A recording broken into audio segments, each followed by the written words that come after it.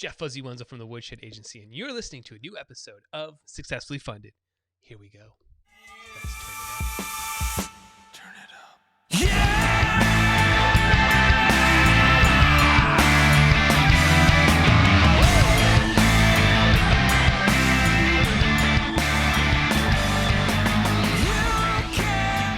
Hey everybody, hope you guys are doing well. I am Jeff Fuzzy Wenzel, CEO of Woodshed Agency and the host of this podcast, Successfully Funded. So if this is your first time checking in on some of this content, well, what we do is we talk to project creators while they're in the middle of a campaign. And that way we give the most up-to-date information on what you guys got to do to be successful for your campaigns. And somebody is opening the door and coming in. Come on in. We got our first guest tonight. Yeah. The sign does say.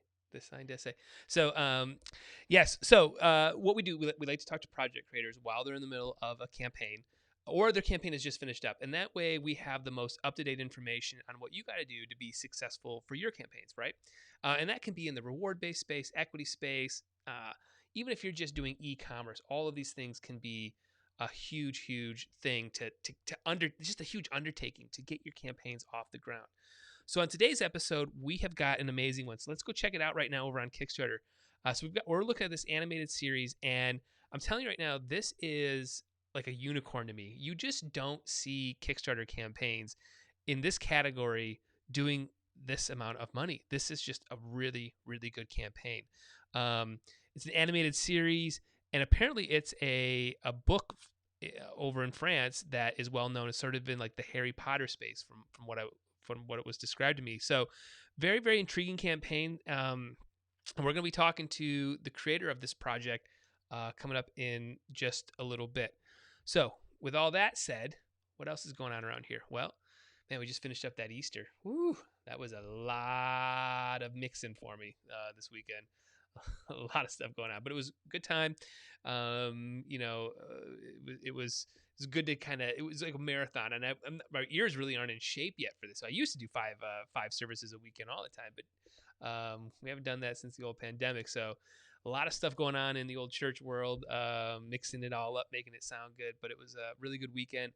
But yeah, so just a lot of stuff. We just got back from a nice walk. It's super nice out, man. It's spring, right? It's all of this spring energy. Man, I'm still waiting though. I'm assuming at some point that we are going to get the old, we're going to get the old snowstorm, like the April snowstorm, right? After everybody puts everything away.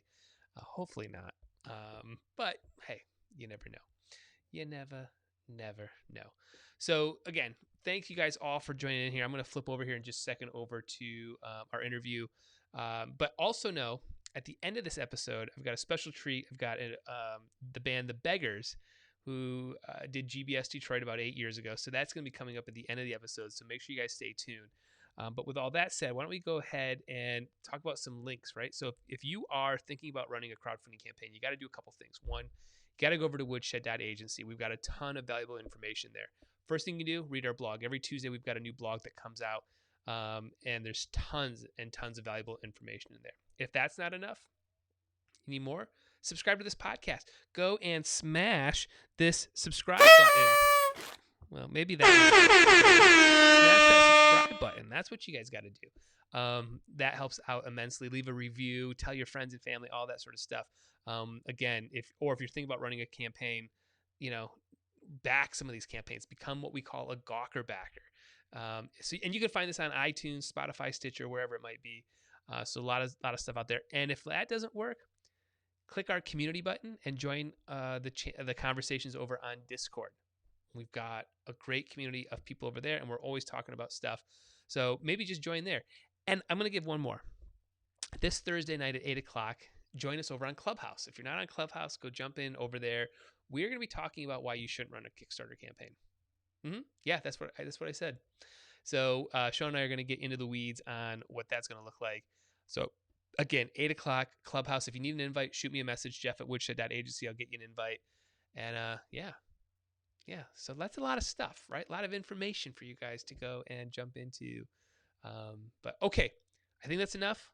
Why don't we jump into my interview, right? That's why you guys are all here anyways. You don't want to hear me talk. Let's jump into our interview.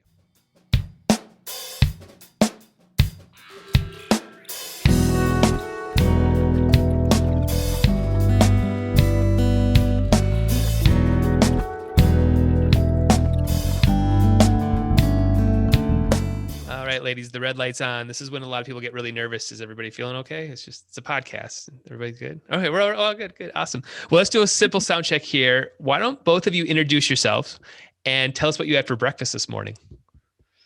Oh, yeah, really. Okay, so my name is Sophie Saget, and I am the CEO of On Data Pictures, and I'm also the producer of EWILAN'S Quest, the project we launched on Kickstarter. Maybe Tatiana, you can introduce yourself, and then I speak about my breakfast. Well, I didn't have breakfast, so it's very easy.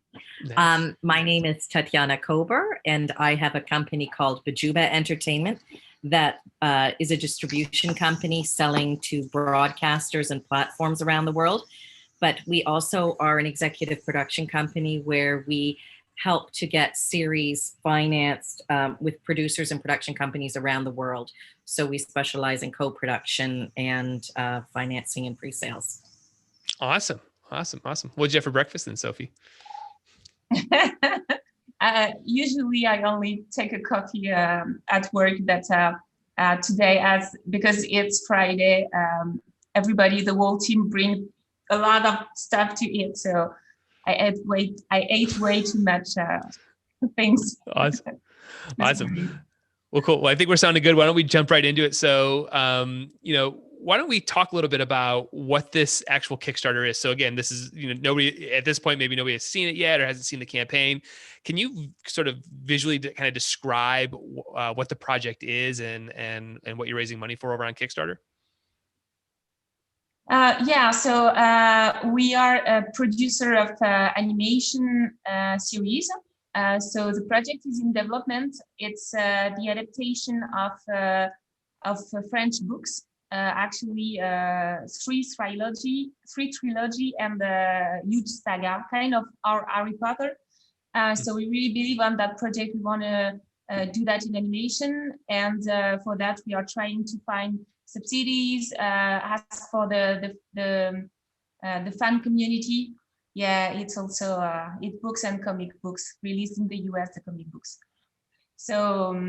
So yeah, we are trying to find money to help us going on developing that project. So this is a French book. Is that what it is that you're turning into an animated series? Is that what I heard? That's it. And is this a book that's like well known? It's something that like most people know about. I guess I've never heard of it. So that's where I am. So is it something that's like well known over in France? Yes, it's a bestseller in France, and it's a trilogy and then a series of trilogies. And when I was unfamiliar with it, being from Canada, and when my colleague at work mentioned the series, she was patting on her heart and saying, "Oh my God, this was my favorite book as a child," and it's a sweeping saga that's glorious and pulls a lot of heartstrings in France and in Europe and around the world. So how does it come? I would say, how does it come together that we're turning it into an animated series? This book, like in terms of the if it's an older property, it sounds like how does it start to? Where does the animation sort of fit into it? Because I like the books and I only know how to do animation, so that's why I'm turning it into animation series. But it also could go into like live action adaptation. It could also work with that. It's heroic fantasy, so yeah, that's really something cool to draw and to animate. So, so I talk to a lot of people who, might turn a popular TV show into a board game or something along those lines, but how does it go about just kind of putting the project together to be able to use the property and say, I want to do this. I want to go on Kickstarter and stuff in terms of like the rights and the ability to actually do this. Is that something that you guys have done before in the past? Like you've turned in other projects into different mediums? I have experience in producing animation series. I do that for now 15 years. So I just started my own company 3 years ago, and that was a project I want to do. There is others, but that one is the main one. And so I go I contacted the publisher and I obtained the rights, and of course I pay for it. So yeah, that's a lot of investment for me to adapt this property. And what are you looking for in terms of something to work on, in terms of like, all right, I know this has a built-in audience or a story, or is it something that you're relating to on a personal level, or whatever it is? What are you kind of looking for to say, I think this would work really well by me putting my skill sets on it? Because it's a bit like Harry Potter meeting the Lord of the Rings. So I know it could work, but in France, it's really difficult for us because of our small market to go on such high saga. And that's why Tatiana is here, because you have this strength on your market on the US to help us also achieve that on our IPs. That's cool. That's cool. So what's, I guess, after you get access to the property, what starts the process? I mean, again, somebody I've never made anything animated. So like, you could just start sketching some stuff, or do you already have some ideas in your mind? Just what's the kind of the first steps out of the gate before, way before you're even into a Kickstarter? The first thing is to find a good writer who know how to adapt, who know the books, who want to read it, or who already know the books, and you can work with that writers or several writers on like what could be the adaptation, how we could split the book into episodes. If there are some problems in the book, we can fix by doing the adaptation. Some things aren't working that way, or we need to. There is a lot of description in the books, and we cannot say that in a movie, so we need to transform that a bit. So a writer is the key, and then of course we cast some designers, some character designers and background designers. So it started with a mood board. I was there saying, okay, I want this level of quality. I want it to look like a bit cinematographic. So I want a high-end quality in the final image.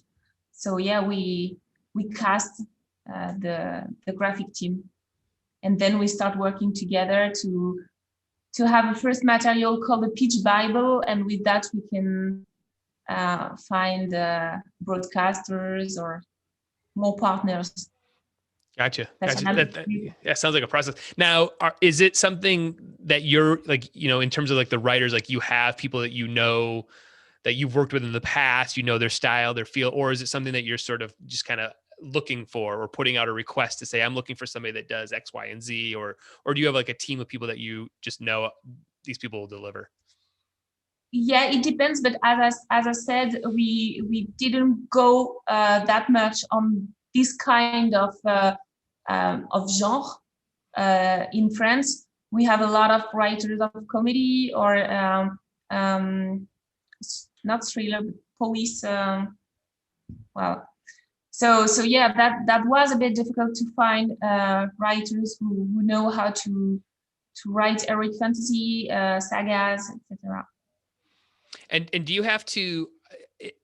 Is there any sort of like a lost in translation scenario in terms of like, well, this was a French story, but we want this to go to the United States? And are you writing and adjusting and tweaking the story a little bit to fit, my kids over here who are in Detroit who may not know the story, or is it more like, no, we're keeping it to the original as much as possible? I don't know. We watch a lot of American movies, so we have that culture. So I'm not sure we really have to think in a different way. Yeah.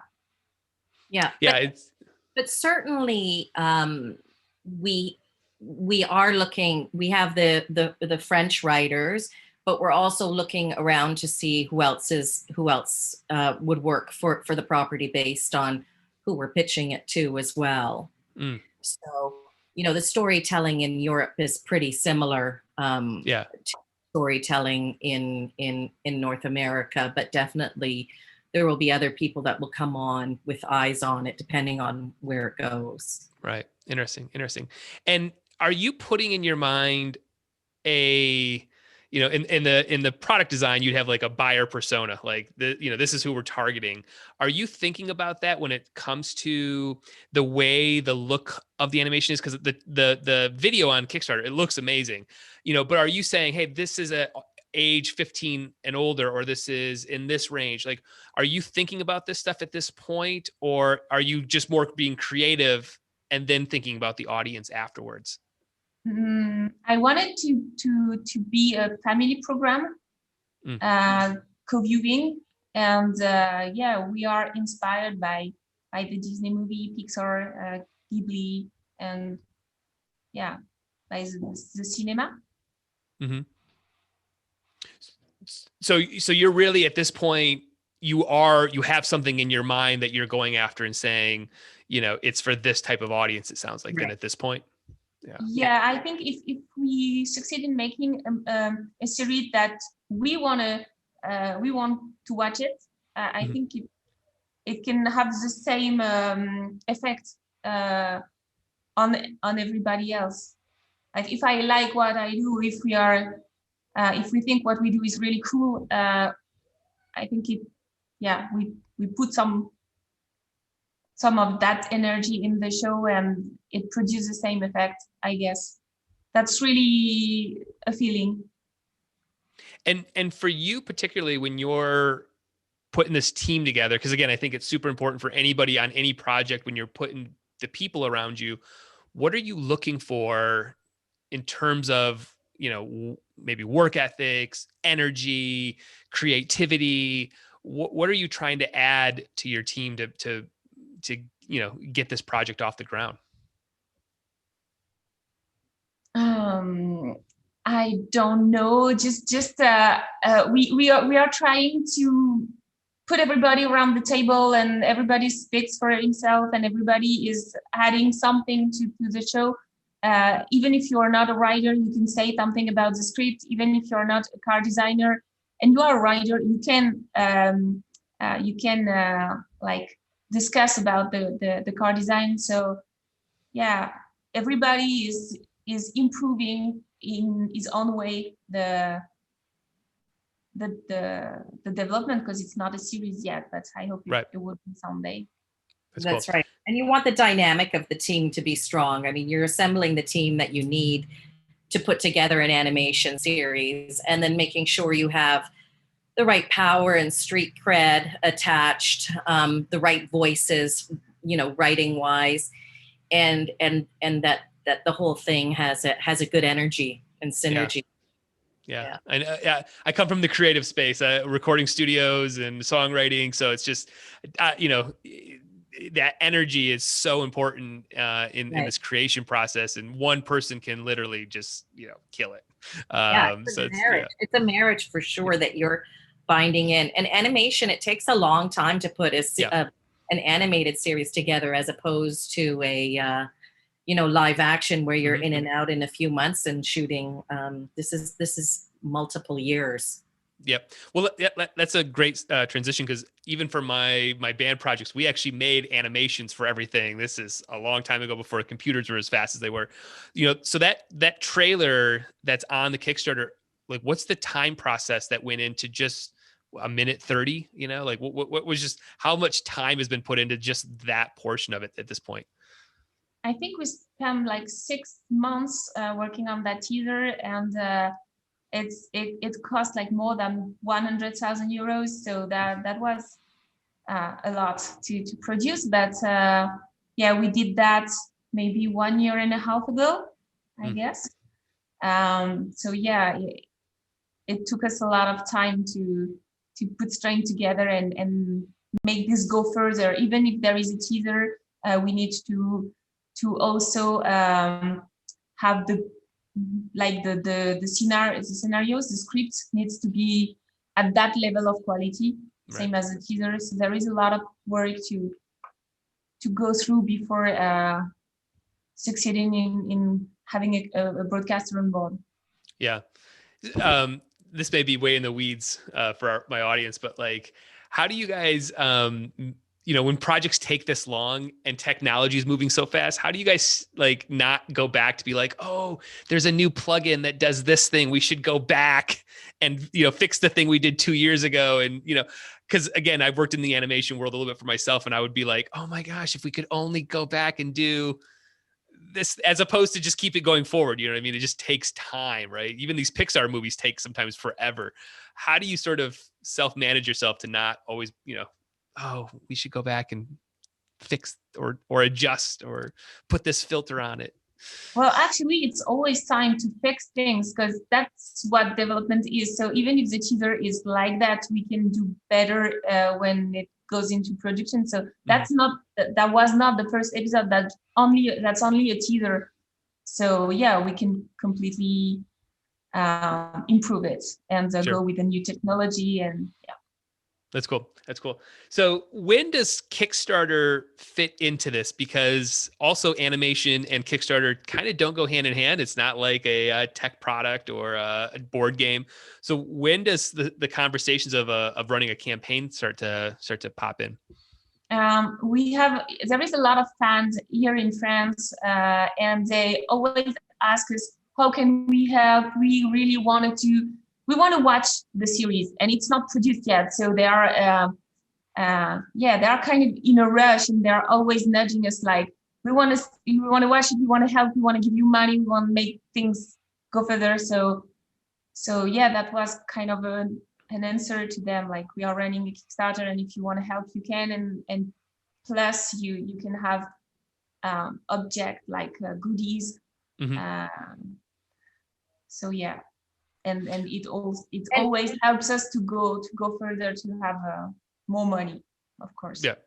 Right. And it's also a great promotional tool to say, look, we did this campaign as we go to the broadcast platforms, to say this series and these books are still hugely relevant, because look at what we were able to raise in this amount of time. Right. And there is absolutely interest, and you have comment sections. So it's a wonderful tool too. Yeah. And it does work. Like, as you say, animation isn't necessarily a huge part of crowdfunding, but it is really an interesting area if it works. Yeah.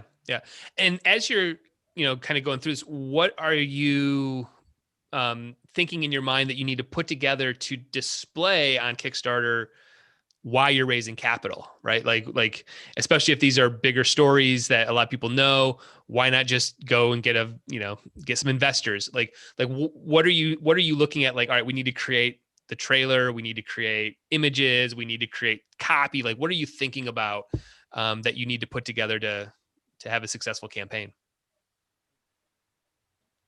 To have to do better in the Kickstarter. That's it. How can we improve the campaign to be stronger in the Kickstarter, you mean? No, not how you improve. I mean, your campaign is doing really, really well right now. It's a great campaign. I'm just talking about, like, as you're thinking about, we're going to do a Kickstarter campaign, what assets are you starting to put together to tell this story to actually raise the money? Because again, a lot of projects fail. So what are you looking for in terms of, all right, this is the right trailer, or this is this part of the story we want to use. These are the images, the rewards, all that sort of stuff. When do you start gathering all that information? We try to step in the shoes of the fans, like what they want to possess. And there is this jewel in EWILAN'S quest, which is this la sphère graph. And so, yeah, if I was a fan, and I am, so it's pretty easy to feel that way, but I would like to have that jewel. So that's obviously something we need to give them in the Kickstarter campaign. And the story, well, it's just like telling the story of EWILAN'S quest, do a kind of a sum up of the books, and trying to put what we like in the story and give that put that on the Kickstarter page. That's cool. And what starts happening in terms of pre-launch to get people excited? I mean, you guys had a really good first couple days of the campaign. So how did you know that you were ready to launch? Like, what were you looking for any data points, or did you just pick a date on the board? When did you know you were ready? We communicated a lot previous to the campaign, like 1 month before the campaign. And we also sent a lot of press kits to different, well, not newspaper, but some YouTubers, we do a really big preparation and communicate a lot about the project before launching the Kickstarter campaign. Cool. Well, we actually haven't even talked numbers yet, but as of today, when we're talking, you still have 13 days to go, but you're over 2,100 backers, which is a lot of backers. And I'm in US dollars. So I'm looking at about just under 162 or just over, over $162,000, which is a huge campaign in this category on Kickstarter. So what has been the thing that has stood out the most in this campaign that maybe you just didn't think of? Like, is there something that's been, just, wow, I did not expect us to, have a whole bunch of US backers or whatever it might be. Has there been something that's just been kind of crazy that you didn't expect? Actually, there is so much of US backers, so you can spread the world and spread the world. Sorry. Yeah. and find us more US backers. No, yeah, actually, it's really it's mostly French fan who wanted to have the goodies, and they are backing again to have the more goodies they can. So yeah, that's cool. And what has been maybe, in terms of just keeping communication going? You guys have done a great job with updates and stuff. How are you sort of managing and handling comments that are coming in, questions that are coming in, and just sort of, the day-to-day grind of running one of these Kickstarter campaigns?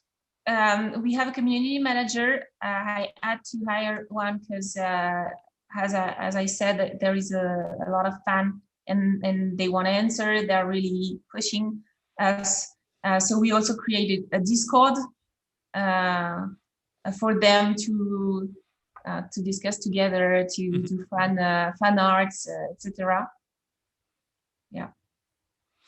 And then what's going to start happening? So, I mean, you got the campaign goes another 13 days. It takes a couple of weeks for the money to all drop from Kickstarter. But what starts the process then in terms of getting the rewards out to people? Starting, what comes next? After the campaign or in the day remaining? Nope. After the campaign ends. After the campaign. So yeah, we are planning to launch a fabrication of all the goodies and that's it. Sorry. Well, what has to happen in terms of the actual animation series? Like, is it? I mean, do you start making one full episode that you start shopping? Do you? Oh yeah, we want to go on with the development. We are writing scripts for now. We'd like to write like 4 scripts, 4 episodes. And we are planning on making a whole animatic of a 26-minute episode. So yeah, there is a lot of work to achieve. We already work on the music team, like all the characters teams in terms of music. So we already did that. And with all that material, we hope we can have a huge broadcaster on board. That's and what does that look like right now? I mean, it feels like there's a lot of opportunities since there's so many different channels and, just potential. I mean, even in our world, we've done documentaries that have been picked up by, an HBO, a Vimeo, an Amazon. There's just so many potential buyers. Is there something that you guys are specifically looking for? Like, we want to be on a, Cartoon Network, or we want to be on so-and-so. Is there channels that you're specifically wanting to target? Tatiana, your mic is off. Yeah. Yeah, absolutely. There's broadcast targets in mind, And also in France, because the project is beloved in France, Mhm. it's got its targets in mind. Do you want to say who you've got, Sophie? Or Yeah. We are with France Television doing the development, but we need a worldwide partner. that's right. So yeah, we are discussing with all the streamers, but as this IP is not known yet worldwide, it's really difficult. So that's also the Kickstarter can also help us to go there and show to the streamer that there is interest, and even if it's not an IP yet, it could become one. Right. And What's that process even look like? Is it just, I mean, obviously the Kickstarter is going to help, but like, is it, I guess I'm thinking back, we're always shopping kind of finished documentaries quite a bit, but like, are you showing off just like one episode and just hoping to get, partners and whatnot? well, there's the whole package, which Sophie is working in. What this Kickstarter campaign will also help to bolster. We have been speaking to the development executives along the way, so they're aware of the project. And as we continue to develop it and bring more juicy bits, we're hoping to entice, but it's certainly being tracked by people around the world. That's awesome. That's really great. Yeah. And then for, I guess, how do you guys sort of project maybe this next year looking like? Is it just, back to the drawing board and, just keep making more stuff? Is it rewriting scripts? Is it all just shopping at this point? Obviously you'll have giving the rewards out to people at this point, but like, just what does kind of a year look like moving forward after this? Yeah, we'd like to go into production this year, maybe by the end of the year, but that really depends on the, do we have the trust of a streamer? Do they discover, do they think the IP is worth the try?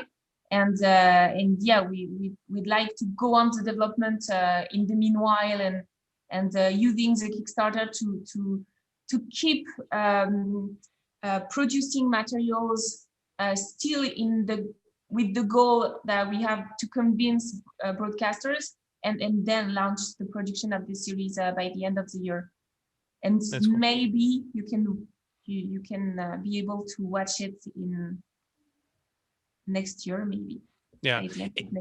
And I guess this is for my own self-knowledge here. Like, is it similar to like a TV series where they would buy like a 12-part, a season 1 or 26 episodes or something? Like, is that how the animation world would approach something like this?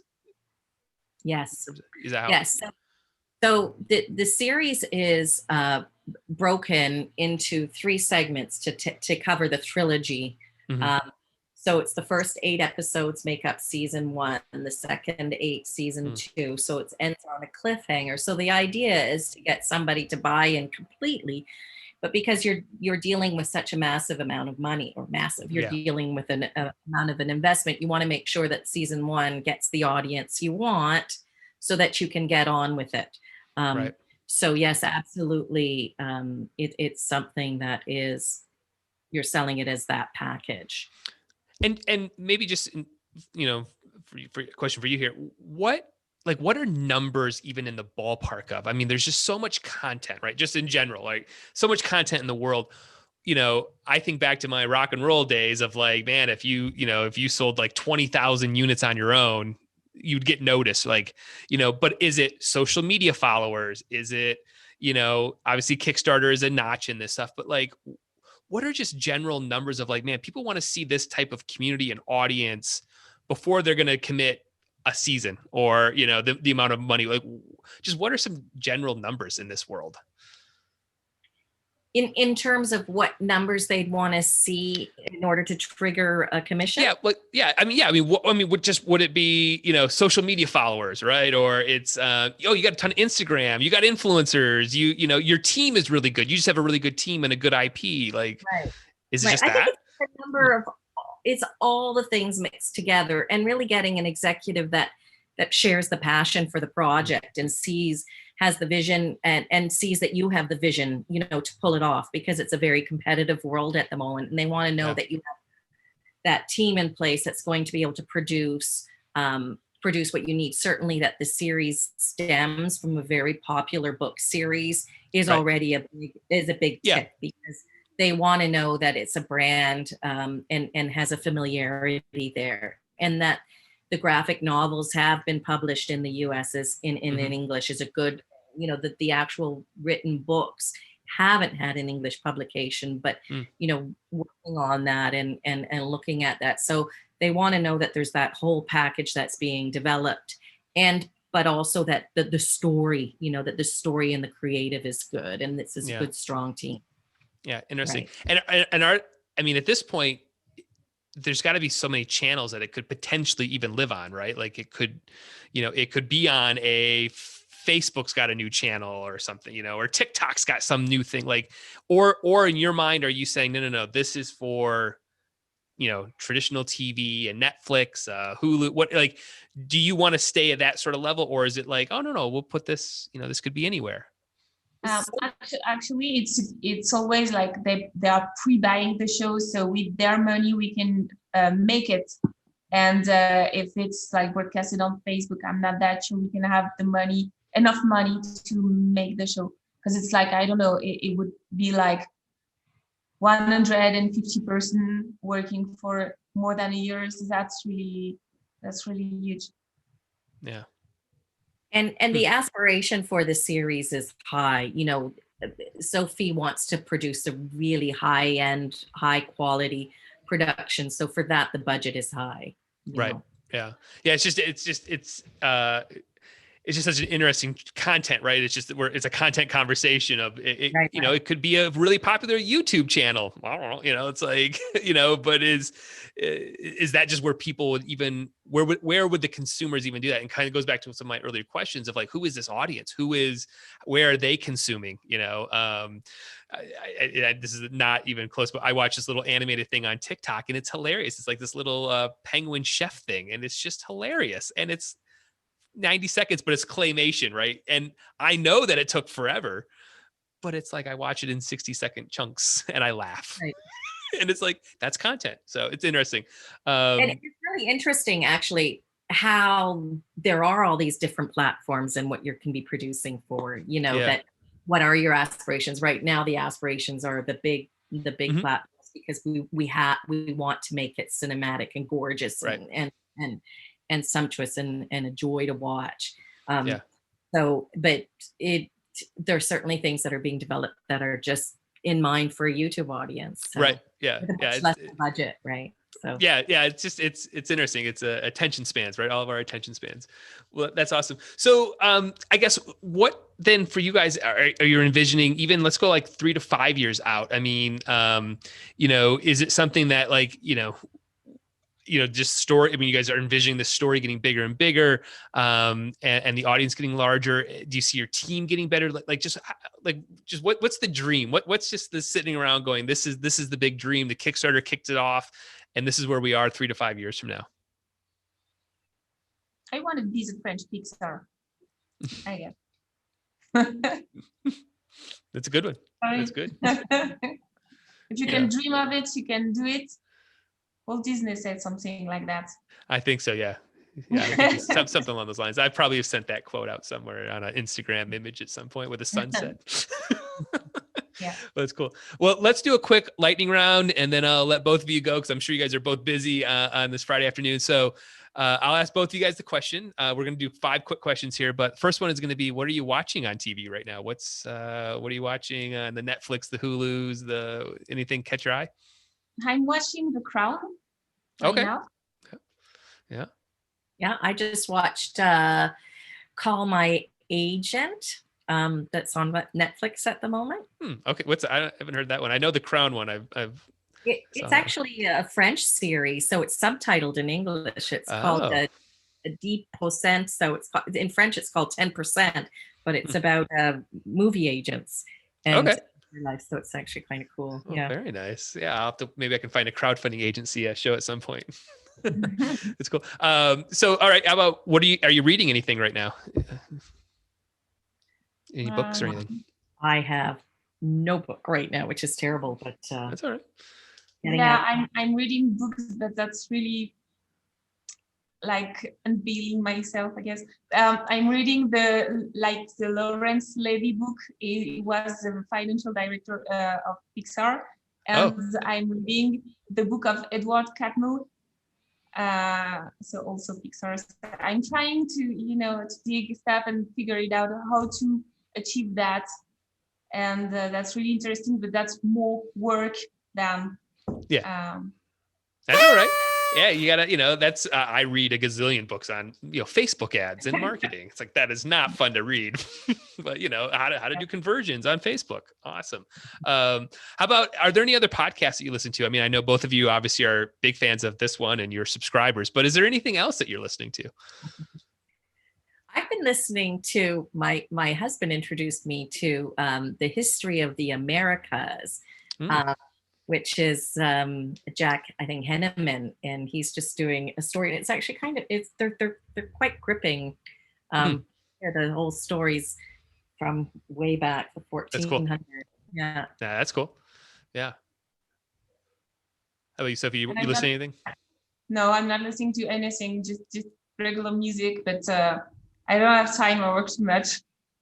All right. How about are there like blogs you guys go to, or any sort of like online, either reading material to help with marketing, or just kind of your spaces like that are just good resources? For me, certainly looking at the trade magazines in the broadcast space, Kids Screen, because Kids Screen, World Screen News, there's C21 Animation Magazine, Cartoon Blue, a number of the places to read. I go on LinkedIn sometimes. I'm not a big LinkedIn person, but there's sometimes some interesting articles that people are posting there. Yeah. So, and then, the bigger trades too, looking at the dailies, you get so many daily feeds coming into your email to follow what's going on. And has COVID had a big impact in the like space at all in terms of like these trade magazines and all, like, or did it grow? I mean, I kind of feel like animation is going to continue to grow and grow and grow, because right, you don't need actors in the room if potentially, Well, it was amazing. When the animation studios started hearing about COVID, I think they all started to think about working remotely. So, it's well known that everybody sort of just flipped a switch and people work from home, and animation continued. So, but certainly buying, commissioning has slowed down, because the traditional broadcasters had hits in advertising. People didn't know where money was going. So that definitely had a hit. We're definitely looking forward to the regular normal. yes, getting back to stop working a bit and trying to go out and see friends, and yeah. We'll see if we can get this whole world back together here a little bit and keep going. Well, I appreciate both of you guys taking time out of your day. It was great conversation. amazing Kickstarter. I think my audience is going to truly dig it, because honestly, you're a little bit of a unicorn. I don't think I've ever seen an animated series raise this amount of money. So it's kudos to the job you guys are doing over there on your end. It really is a great campaign. So I wish you guys nothing but success, and go kick butt for another 13 days. Yeah, we'll try to do that. Cool. Thanks so much for your time. Thank you so much. Thanks for your time. Awesome. That's how we do it, right? What a good episode. So I hope you guys have enjoyed it to this point. Remember, if you're thinking about running a crowdfunding campaign, you got to go over to woodshed.agency. Tons and tons of valuable information over there. We got blogs, podcasts, all kinds of stuff for you guys to jump into and enjoy and read and learn about this interesting space we play in, the crowdfunding space. All right. I promise you guys the beggars. That's what you guys are going to get next here. Here's the beggars live from Groovebox Studios. Remember, everything you're hearing is all in one take. And this is a good party here.